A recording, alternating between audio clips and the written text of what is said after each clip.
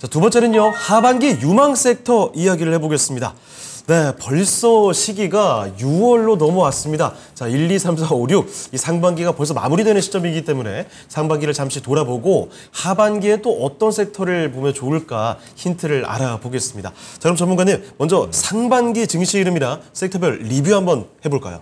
네, 일단은 연말 연초에는 정말 불안했잖아요. 저희가 이제 막 시작하는 초기에 그래도 우리는 걱정하지 말아라. 그렇죠. 네, 그때 그 기관 물량 빠져나가면 외국인 수급 들어올 거다. 네. 정말로 다 한숨을 쉴 정도로 저희가 다행히 그 말대로 왔어요. 딱 떨어졌어요. 네. 그래서 이제 연말 연초의 불안감으로 이제 출발을 했는데 어쨌든 그러면서 하나씩 뭔가 테마들이 나왔습니다. 아주 큰 테마들이죠. 네. 그러니까 인공지능이 나왔었죠. 정말 대단했습니다. 네. 몇 배씩 가고. 네. 그 인공지능, 그러니까 AI잖아요. 그리고 챗봇이 아주 전 세계적인 열풍이 이제 불었었죠. 네. 이런 건 잘 생각을 해보시면 아까도 좀 전에 이제 제가 격언처럼 이렇게 말씀을 드렸지만 이게 나중에 반복된다는 걸 분명히 아시게 될 거예요. 그러면서 그 AI, 챗봇, 인공지능이 다 움직임이 났고 아까 제가 이제 좀 너스레를 좀 떤 거, 루닛 그때 이제 제가 말씀을 드린 거예요. 네. AI 하면은 우리가 잘 봐야 될 부분들이 챗봇만 있는 게 아니라 좀 시각을 약간 옆으로 보게 되면 그 외에 다양한 것들, 디지털 헬스케어라는 게 네. 올해 좀 유망할 것이다. 왜냐하면 코로나를 막 벗어나고 나서 생각을 해보면 역시 디지털 헬스케어 부분이 필요하다는 게 나오고 또 디지털을 빼고도 헬스케어 바이오가 중요하다는 걸 알았을 거예요. 예. 그렇기 때문에 이제 거기에 최적화된 AI하고 플러스 돼서 이제 루닛을 이렇게 말씀을 드렸던 건데 이런 것들이 오늘 루닛이라는 종목 말고도 많이 퍼졌었습니다. 네. 그리고 지금까지도 다시 돌고 있죠. 그러면서 또 좀 전에도 말씀드렸지만 IRA에서 신재생 에너지가 또 다시 한번 살짝 바람이 불었죠. 맞습니다. 네, 마침 그 양회 전에도 그렇고 양회 이후에 한미 정상회담 가면서 가기 직전에도 그렇고 태양광이 또 잠깐 약간 시세를 분출했었죠. 그래서 그렇죠. 하나솔루션은 그 당시에 잠깐 멈춰 있었지만 대명에너지라든가 SDN이라든가 이런 신성ENG 이런 종목들이 좀 움직임이 나왔었습니다. 네. 그리고 양해가 생각보다는 조금 기대감은 우리의 증시로 봤을 때는 네. 재미없게 끝났어요. 맞아요. 네. 철강주도 잠깐 반짝하다 말고. 그렇죠. 네, 요거는 한번 말씀을 드릴게. 저희가 한번 바이오를 다룬 적이 있잖아요. 꿈을 네. 먹고 사는 젊은이 이러면서. 제조업들은 그 AI나 그 메타버스처럼 끝까지 뭔가 한계를 모르고 막 질주하기 힘들어요. 네. 근데 그때 잘 보면은 그 AI나 이런 걸 빼고 보면은 그래도 상당한 시세는 좀 나왔었습니다. 그러니까 그런 게 있었고 그다음에 뭐니 해도 4월, 5월은 그러니까 4월이죠. 네. 정상회담 이슈가 너무 컸던 것 같아요. 저희도 상당히. 일찌감치 정리를 해봤었죠. 네. 근데 그 정상회담 이슈에 그냥 다양하게 여러 섹터들이 있지만 뭐니 해도 원전. 네. 시작은 원전이 좀 움직였던 것 같고 회담 전후로 해서는 자동차가 또 아주 강하게 그리고 올해는 또 삼성전자만 자꾸 저희가 집중을 했는데 네. 아직 갈 길은 더 멉니다만 현대차 기아가 바닥에서 올라오고 20만 원 회복도 했었잖아요. 네. 주가는 좋고 실적도 받쳐주고 있고. 그렇죠. 실적이 엄청 좋아지고. 예. 그러면서 이제 파트너사들 아까 말씀드린 아진산업부터 현대공업이나 화신, 성우, 하이텍 이렇게 그런 회사들이 시세를 크게 냈습니다. 네. 적게는 30%에서 많게는 거의 2배 수준으로도 이렇게 좀 냈었고 그러면서 다들 반도체는 업황 안 좋다 계속 그랬잖아요. 네. 실제로 업황이 안 좋은 건 맞아요. 근데 삼성전자가 감산을 좀 이제 결정을 어떻게 보면 한 거잖아요. 예. 근데 저희가 그랬죠. 아니 삼성이 바이오 업황이 안 좋다고 문 닫겠냐고. 더 잘 하려고 뭔가 전략을 짤 것이다. 예. 근데 정말로 감산 어느 정도를 하고 또 이 삼성전자가 그냥 1등이 아니잖아요. 네. 어떻게 보면 초격차를 하겠다 목표를 했지만 어쨌든 압도적인 우리나라에서도 그렇고 전 세계적으로도 좀 압도적인 표현을 하긴 좀 뭐하군요. 네.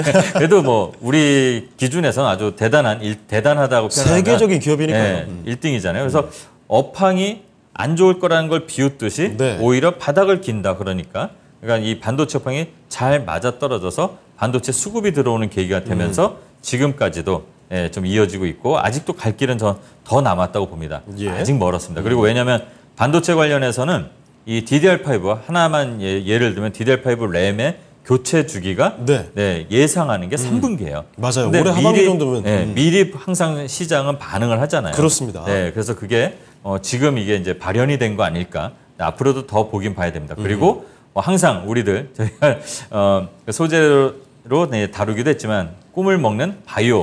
섹터가 또 이 뭔가 이 승부사의 기질, 그러니까 여러분들 우리 투자자들의 그 꿈을 꿈틀꿈틀하게 하는 그 바이오가 지금 움직임이 계속 가끔 나오는데 맞아요. 하나 둘씩 개별적인 호재들 안고서 올라오더라고요. 네, 근데 이번에 나옵니다. 이번에 나오는 거는 좀 잘 봐야 될 게 한미 정상회담에 가려져 있는데 시세가 잘 안 나온 것 중에 하나가 바이오예요. 네, 왜냐하면 MOU를 가서 정상회담 때 가서 MOU를 맺은 게 50개가 넘는데요. 근데 24개 기업이 바이오입니다. 아, 그렇습니까? 절반이에요? 네. 그리고 아까도 말씀드렸지만 6월 1일 날 대통령이 이제 주재해서 바이오 관련해서 이제 AI를 융합해서 바이오 클러스터 그 전략 주재 회의를 했잖아요. 그러니까 바이오의 이슈가 점점 생기는 거죠. 그리고 세계적 이제 우리가 어떻게 보면 이게 좀 안타까운 면도 좀 있는데 코로나 때 그렇게 투자받은 뭐 백신 만드는 회사들이 큰 성과를 솔직히 못 냈잖아요. 네, 근데 우리가 약을 만드는데 물론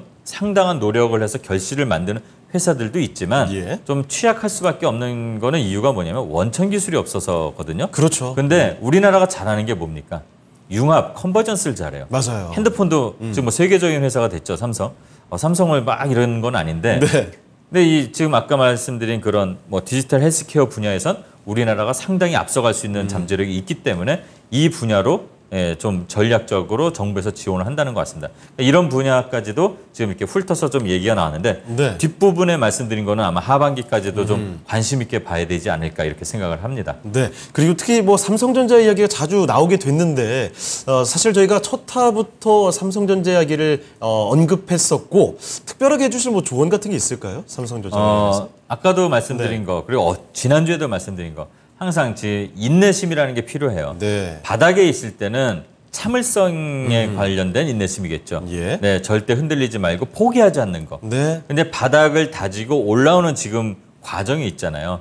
그러면 지금 어떤 분들은 계속 뭐 소위 말하는 물타기 또는 뭐 저희가 저금처럼 한번 해보라고 했었잖아요. 그럼 지금 수익을 낼까 말까 하는 그런 게 있잖아요. 그럼 여기서는 뭐냐면 정말로 이번에는 어떤 인내심이냐면 욕심을 제어하는 인내심이 필요합니다. 이거 근데 어렵죠. 이게 정말 어려워요. 맞아요. 왜냐면 지금 아까도 저희가 약간 농담처럼 얘기했지만 본전 오니까 제가 누굴 보고 말씀드린 게 아니라 팔기 싫죠? 맞아요. 이러면 뜨끔하는 시청자분들이 계실 겁니다. 왠지 내가 팔면 마치 뭐 급등할 것 같고. 그렇잖아요. 그러니까 이런 거를 과감하게 결단할 수 있는 또 다른 성격의 인내심이 필요한 거 아닐까. 판단은 물론 본인이 하는 거지만 저희가 항상 말씀을 드렸잖아요. 아까도 계속 학습 효과 괜히 나온 게 아닙니다. 아까 계속 반복된다고 말씀드렸죠. 또 다시 그 수렁텅이로 갈 것이냐 아니면 이거를 바탕으로 내 힘을 내공을 쌓아서 다음엔 뭐 삼성전자만 있는 게 아니잖아요. 다른 좋은 종목을 사서 이 사이클을 잘 기억한다면 이제 대응을 잘 할 수 있는 힘이 본인에겐 있을 겁니다. 그거를 발현하는 거는 우리 만화 영화 같은 데도 나오잖아요. 뭐 쿵푸 팬더 봐도 자기가 잠재력이 있는지 모르잖아요. 그런 것처럼 본인들이 지금 아실 거예요. 내가 이렇게 할 수 있나? 본인을 믿으십시오. 자, 더 이상 이 뒤만 돌아볼 때가 아닙니다. 지금 여러분의 잠재력에 대한 이야기를 해주셨는데 잠재력이 있는 섹터, 하반기 앞으로 다가올 만한 섹터들 지금부터 한번 캐보도록 하겠습니다. 자, 그럼 전문가님, 하반기 유망한 섹터들 어떻게 보고 계실까요? 계속 이제 이 시간을 통해서도 말씀 드리겠지만 오늘 간단하게 말씀드리면 아까 말씀드린 반도체, 바이오, 반도체는 이어서 갈 것 같아요. 왜냐면 업황 자체가 DDR 메모리 자체가 이렇게 크로스 나는 게 이제 3분기라고 말씀을 드렸으니까. 그리고 바이오가 이번에 좀 의미 있는 성과들을 거두는 기업들이 많다면 그래도 시세가 좀 다시 얘네들도 바닥에 있거든요. 차트나 이런 쪽으로 기술적으로만 봐도 바닥에서 뭔가를 기다리고 있어요. 그게 성과가 아닐까. 그러니까 성과를 내는 기업들은 아마 이번 기회에 좀 잘 봐야 되지 않을까 이렇게 미리미리 대비를 해야 될 것 같고요. 그다음에 당연히 자동차 플러스 당연히 자동차는 변화하는 시점에 있죠. 내연기관에서 전기차로 계속 갈 겁니다. 그래서 2차 전지까지 해서 보셔야 되고 항공주는 좀 조심하셔야 될 것 같아요. 실적은 좀 좋아지고 있지만 다시 예전으로 돌아간다는 겁니다. 코로나 전에 그렇게 항공업계가 좋은 상황이 아니었다는 거. 네. 비행기를 만드는 회사는 좋아요. 네, 우리나라는 그런 회사는 없잖아요. 그러니까 조심하되 대신 선별을 해야 되겠죠. LCC 종목들은 좀 잘 봐야 될 것 같습니다. 그리고 뭐니 뭐니 해도 또 오랜 침묵을 정말 이게 배를 만들어야 되는데 잠수함처럼 바닥을 기던 네. 조선업종을 좀 잘 봐야 될 것 같습니다. 네, 그래서 조선업종은 지금 보게 되면 노후 선박 관련해서도 노후 선박 비중이 점점 많아졌어요. 예. 전 세계적으로 봐도. 그리고 뭐 신조선가나 후판 가격 추이를 봐도 점점 이 크로스가 나오고 있으면서 지금 어떻게 보면 전 세계 그 LNG 고부가 가치선 그 물량을 우리나라가 많이 가져갔대요. 거의 뭐 네. 싹쓸이 하다시피. 근데 우리나라가 강한 업종들이 있습니다. 네. 조선업계 1위는 이제 뺏긴 지 솔직히 오래됐고 대신 우리가 잘할 수 있는 부가가치가 높은 쪽을 하는데 그 분야를 좀 약간 눈을 살짝 돌려서 보시면 많습니다. 지금 벌써 흑자 전환하는 기업도 나오고 있고요. 네. 또 적자가 줄어드는 기업도 나옵니다. 그럼 이제 뭐 삼성중공업이라든가 얼마 전에 보니까 뭐 한 달 동안 1,000만 주가 외국인이 들어오더라고요. 네. 네. 근데도 아직도 갈 길은 멀어요. 뭐 10몇 년을 고생을 했으니까 갈 길도 한 10몇 년 되지 않을까 네. 예상을 하는데 네, 이런 조선업계 이 배 만드는 회사 말고도 뭐 HSD 엔진이라든가 네. 뭐 태광이라든가 성광밴드 기자재 쪽. 네, 이런 기자재 쪽도 한번 보시는 게 좋을 것 같아요. 특히 HSD 엔진 수주잔고나 이 분기 매출을 봐도 바닥을 기면서 네. 앞에 이제 좀 수주잔고가 쌓여 있는 것들이 많습니다. 거기다 또 HSD 엔진은 한화가 또 인수를 했잖아요.